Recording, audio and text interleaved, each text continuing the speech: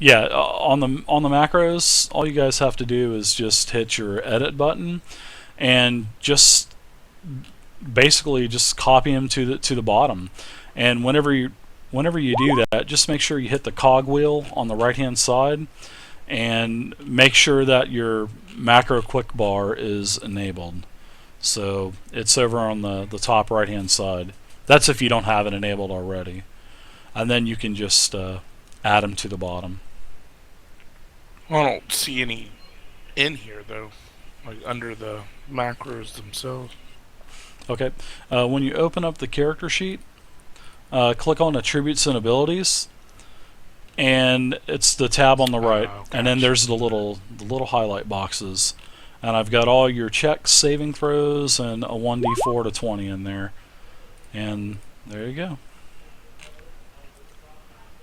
Thank you, brother. Yeah, no problem. I wonder if these are the macros that actually. Let me look at these because I haven't messed with this in quite a while. So I need to see what kind of macros these are. These may not. Yeah, these are the ones that have the pop-up queries. And what a dice query is you'll hit the macros. So if you hit the 20-sided, it's going to pop up a little pop-up box, and it's going to say what is your modifier.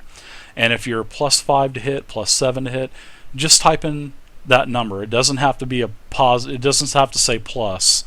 But just put in, if you're +5, just put in 5, hit OK, and it'll throw the roll in the tracker. So easy enough. So you don't have to worry about typing the command. I've got all that stuff in there for you. If you're going to do a skill check or a saving throw, just hit the macro. There's no pop-up query involved with that because I've got variables in there that the macros actually pull the variables out and add it in with the roll automatically for you.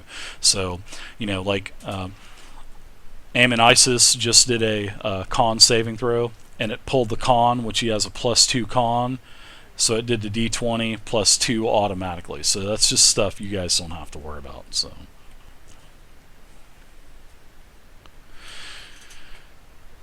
All right.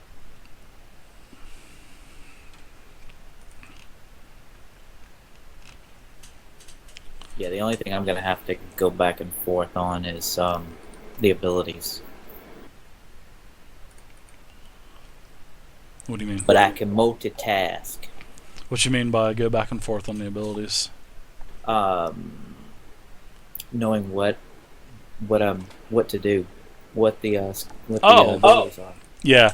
Well, yeah, I don't have this character sheet. This is my old D&D Next character sheet, but the new one, you can literally just click on the skills and it'll tell you what it does. But for now, everything is typed in there, and there's a lot of information on this character sheet. So, unfortunately, this is not the new one.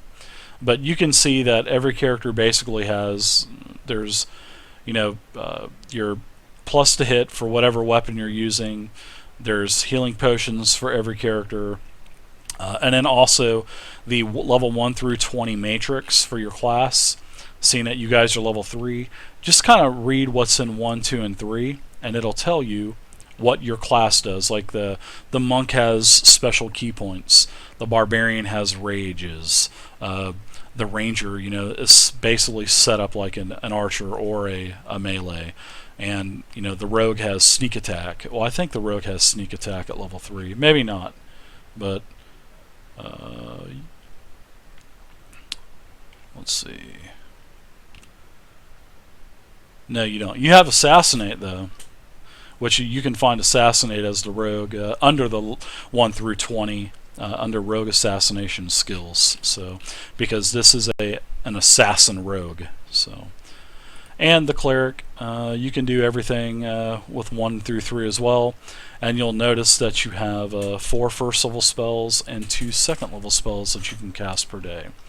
And like I was saying, don't worry about figuring out what spells are in your pool. I mean, this is just a one shot. Let's have fun with it. And you can just basically cast any first or second level spell, as long as you still have the spell slots left.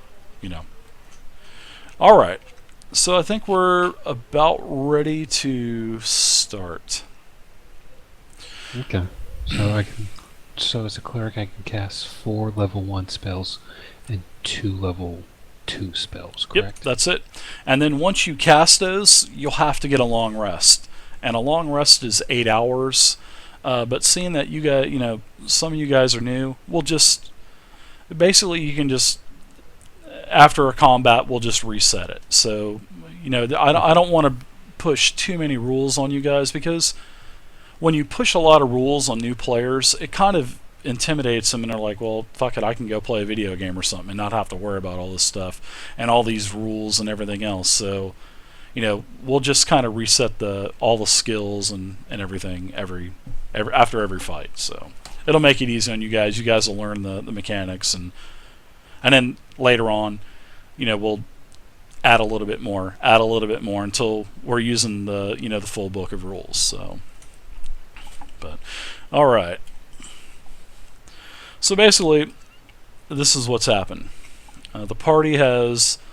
We'll just do like a generic start. You guys were commissioned by a lord or a keep, and you've been hired to take out the goblins and all of the loot, everything that you find inside of this dungeon. Well, actually, this is an old we'll say this is an old dwarven kingdom, and this is one of the I've actually got about 10 maps for this, but this is just one wing of the actual old dwarven kingdom, and the dwarves have been wanting to take this back and start building up a population again.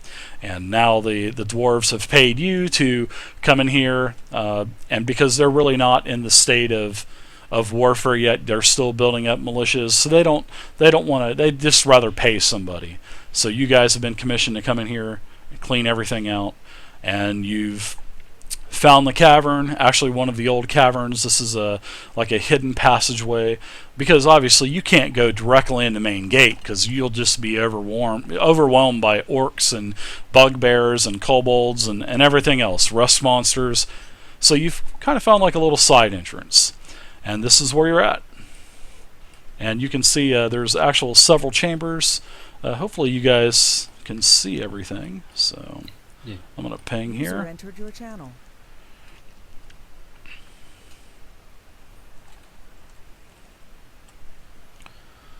Is that you, Lonis? User disconnected from your channel. Was classy, but classy left. You stay classy, San Diego. All right, so we'll just go with 4 people here. So he's definitely having some problems. So all right, so as you guys get in here, you'll also notice that this has got dynamic lighting. There's no more fog of war. You can actually see a goblin sleeping in front of you.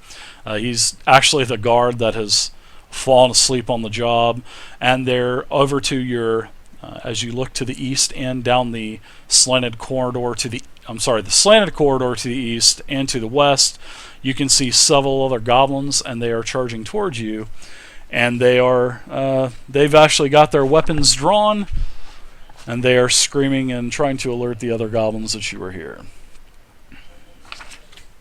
So I know this is just a generic, type of introduction to the game, but it's a one shot. So all right, so what we're going to do is we're going to roll initiative. So you guys just do I don't have an initiative macro, which I do have one, but they're not on the sheets. But you can just go ahead and type in actually you can just do a dex check, because that's basically what initiative is anyway. So just do a dex check, and we'll figure out all of the numbers.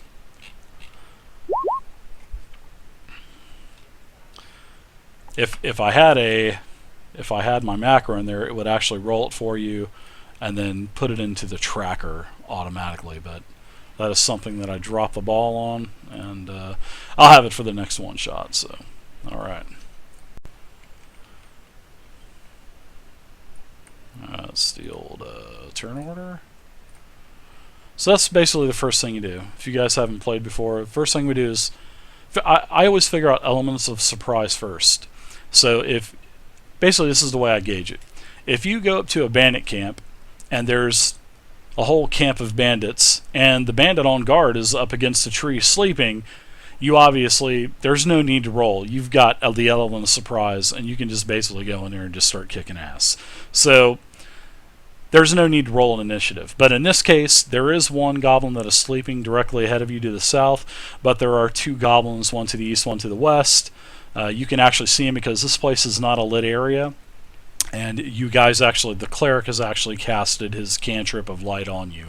So either you have light on like your helmet or on a weapon, but anyway, you guys can see. And there's no element of surprise here, so that's why we roll initiative. Initiative is always to determine the order of the combat. So I'm going to do a roll for 1 real quick. And my initiative is probably a... Well, I actually rolled a 17, so... Alright, it looks like Eamon, Isis, looks like you're going to be first. Eamon, what are you playing again, Eamon? The rogue. Raven.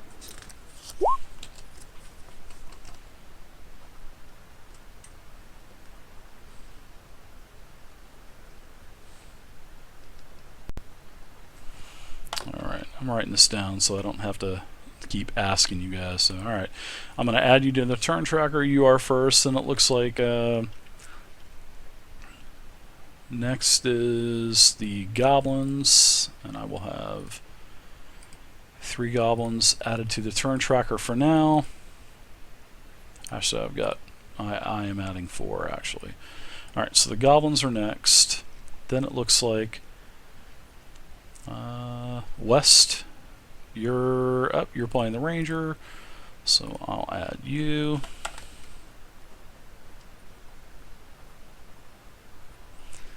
Alright, then it looks like after West, it looks like Kodojo and Darb, so who wants to go first? I'm not going to make you guys re-roll, so you guys can just kind of determine who wants to go first between you two. Go first. Alright, and that's Kodojo, right? Correct. And you're playing the Cleric. Alright. Sorry, all these names and stuff like that. And Darb is playing... I believe Darb is playing the... Nobody's playing the Barbarian, right?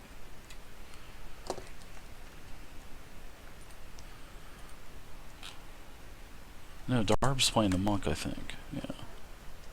Yeah, Darb is Monk. Yep, so nobody's playing the Barbarian. Alright, I'll take the Barbarian off the map. So, there you go. In fact, let me turn the light off so you can't see it.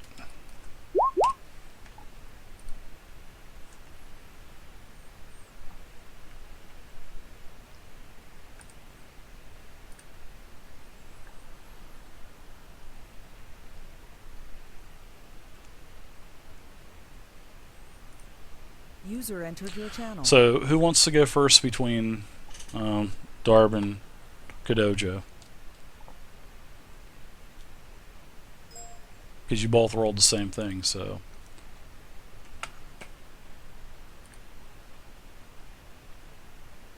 Again. Hey guys, can you hear me? Hello? Hello, this is Classyassgamer. Sorry to bother you. If you do need somebody to fill in a spot, I can, but I can leave if not. I just don't want to bother you. No, you're fine. I'll, Give him the barbarian.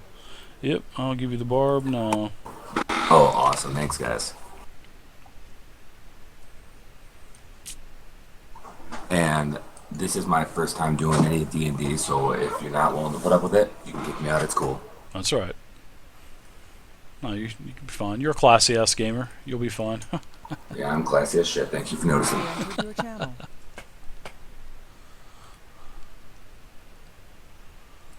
Alright, so I need to get you the game link real quick. Classy, I'm going to ping it to you.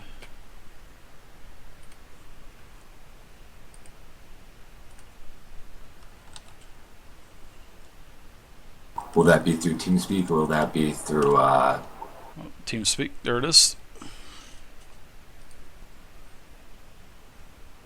Lonus is just having problems. He just keeps connecting, disconnecting. So I'll get him into a game later on. So User disconnected from your channel.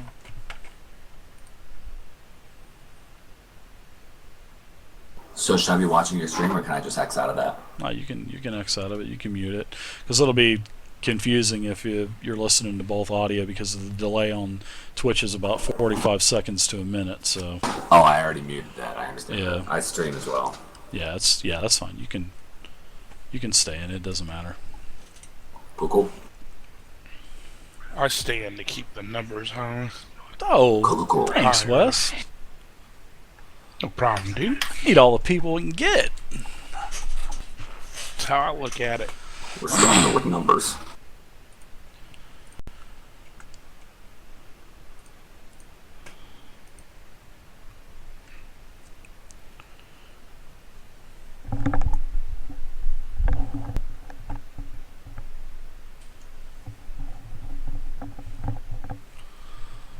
So how'd you get in TeamSpeak?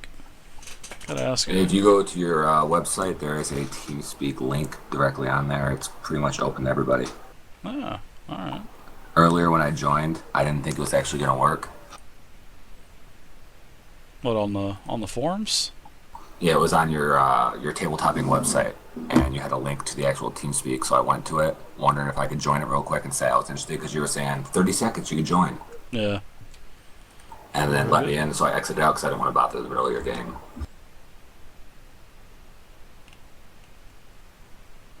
And I was feeling kind of brave.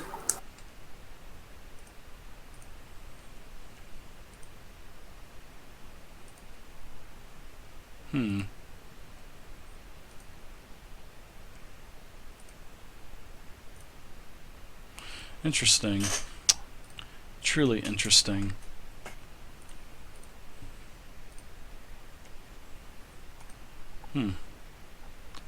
Now, while on the link for the Roll20, it says it's an editor in the URL. Is that correct? Yeah, just click on that and it'll bring you right to the game. Should. Because I'm just seeing like a black screen. Is that normal? Yeah, that's normal. Just scroll right if you can. We're on the right side of that map. I have to scroll down a little too. Yeah, all the way to the right and a Yeah, little bit down. I'll ping it. I'm just getting back in and I was looking at my forums real quick. Oh, there you go. So it's all black, and I saw your little ping. Cool. Thank you.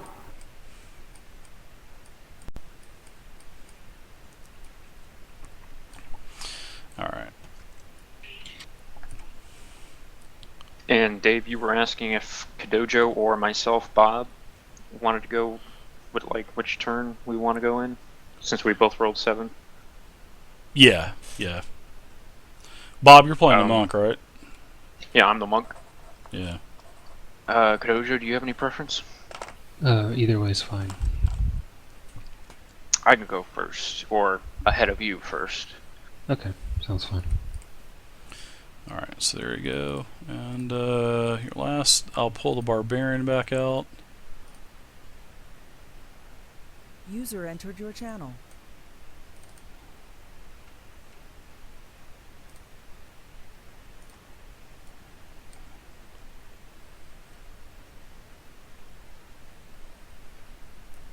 And I guess you're John V? Yes, I am. Alright. I should probably change my name on there. User left your channel.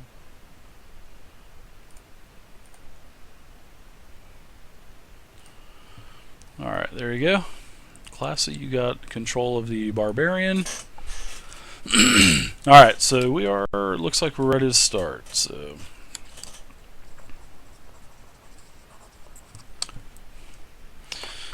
Alright, so everybody has gone. I'm going to put you actually at the bottom of the turn order there, Classy.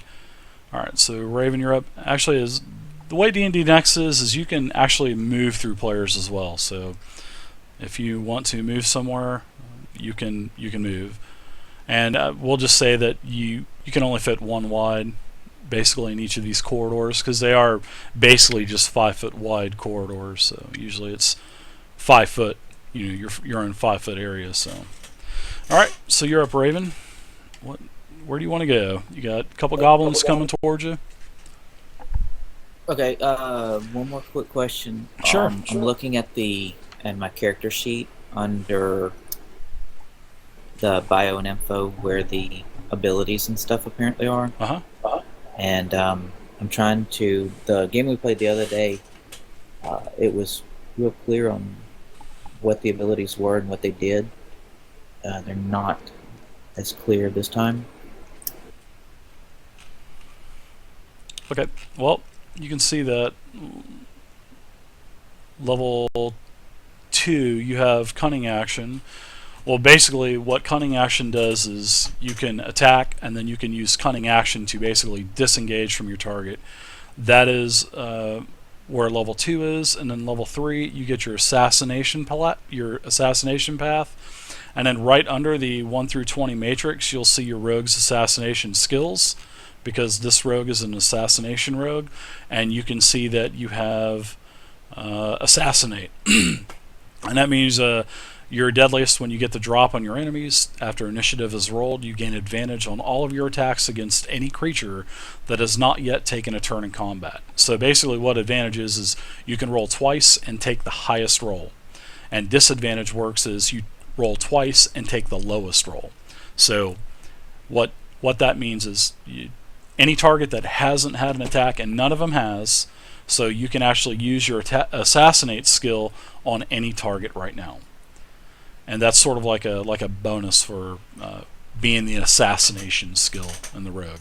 Well, that path. So when it says class, see where it says level 1, fishing 1, whatever it says class features, the expertise is 1, and then sneak attack is, say, a second level 1? Or is that one whole, the expertise sneak attack is just one level 1 spell? Yeah. Expertise is basically, I didn't really worry about expertise in the one-shots because basically your expertise skills will be all rogue stuff like traps, disguises, stuff like that. And yeah, sneak attack is a level 1 skill, and you can only do this once per turn. And what this does is it gives you extra damage if you have advantage on your target, and if the target is within 5 feet of you. And basically, if someone is engaged to it, you can attack it. That's how sneak attack works. So if the target is not engaged onto you, you can attack it. Right now, I mean, you can't really sneak attack anything, but I'll bring this goblin up to here. All right, this is how sneak attack works. Say that the barbarian here is engaged to the goblin. You are within 5-foot range, so therefore, if it was your turn, you could sneak attack. So that's how sneak attack works. And now, seeing if the goblin was already here, and the barbarian charges up, the goblin hasn't had an attack yet. So you can use your assassination skill because this goblin hasn't attacked yet. But as soon as this goblin attacks, you can't use assassinate anymore, no matter if he's engaged to you or if he's not engaged to you. So that's how those two skills work. But yeah, you'll be able to use sneak attack. Just all the rogue needs to do is just go from target to target that doesn't have an actual goblin engaged onto him. So that's how you can basically just do extra damage, which is really nice. Sneak attack is a dungeon master's best friend. I'm kidding on that, by the way, but Okay. You said the goblin down there is sleeping while these other goblins are running at us, screaming. Yeah, they're yelling "Briak!" Just whatever a goblin's gonna yell. So, yeah, but they are running towards you. So Okay. As soon as the other one has a turn, he basically will awaken and join in as well. So, but I'll tell you that. Normally, I wouldn't say that. How do you do that line where you can tell how far you're at? Okay. What you're doing There's right now? two ways to do ruler. it. The first way you can do it, which is just the original way, hold down the shift button and drag it. You got to select the ruler there on the left hand side on the left toolbar.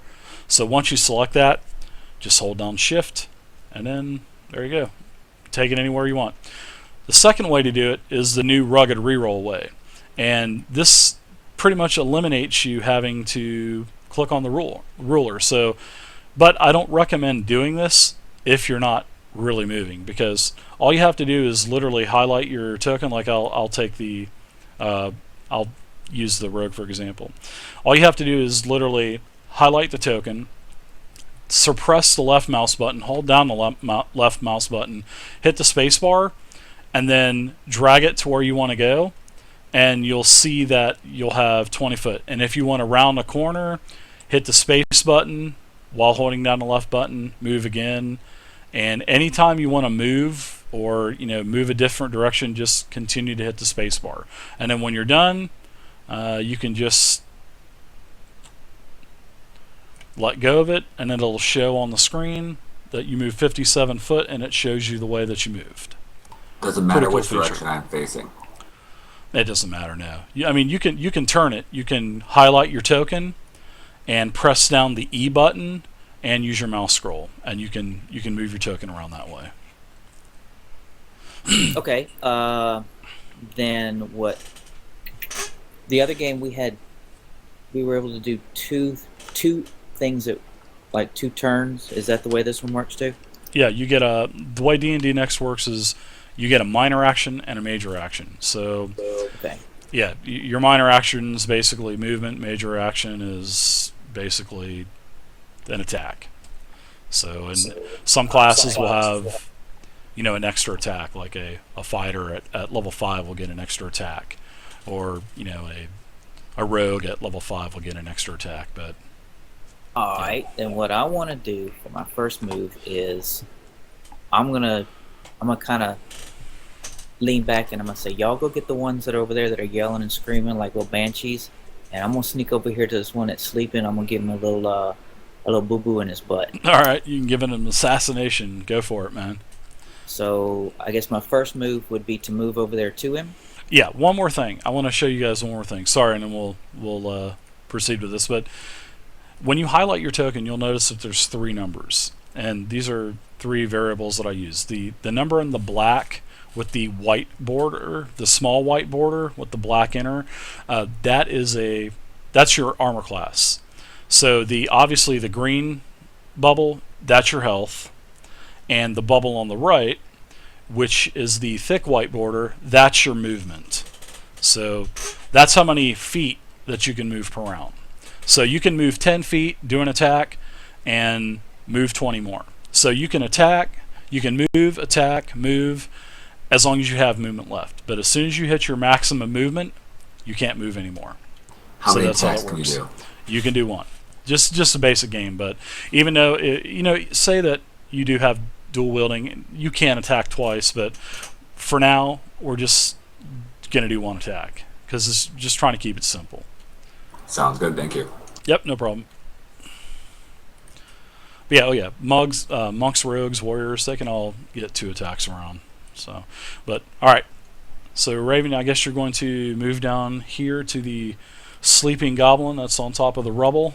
And I guess you're going to assassinate him, right? Oh, okay. He's straight ahead. He's not the one that you've been moving. Oh, no, I was just... He's running down the hall screaming, Briark! For the Goblin King! Okay, yeah. I'm going to do that, and then I'm going to sneak attack him. Alright, well, you can't sneak attack him because he's not engaged anyone else. But you can assassinate him. You can use your assassination skill. No. No, I don't want to waste that yet. I'll just do a regular attack. Well, you're not going to waste it. You can do it as many times. You can't do it multiple times per round, but if there's a creature that hasn't had an attack next round, like if something's joining in, you can use assassination again. You can use it as many times. It's not like 4th edition where there's like cards and stuff. Like once you use an encounter power or a utility power or daily power, you can't use it again in 4th edition. But 5th edition is not like that. You can use assassinate as every round as long as there's not a monster that's attacked. You can use it. Okay. That is a 1d6 plus 2 then. Well, you want to roll it to hit first, and seeing that he is sleeping, I'm going to give you I'll give you another additional +5 to hit. So whenever you hit your 1d20 macro, it'll pop up the. Oh, sorry, I shouldn't have rolled that, but it'll pop up a modifier, and then on your character sheet, for you, you're using your rogue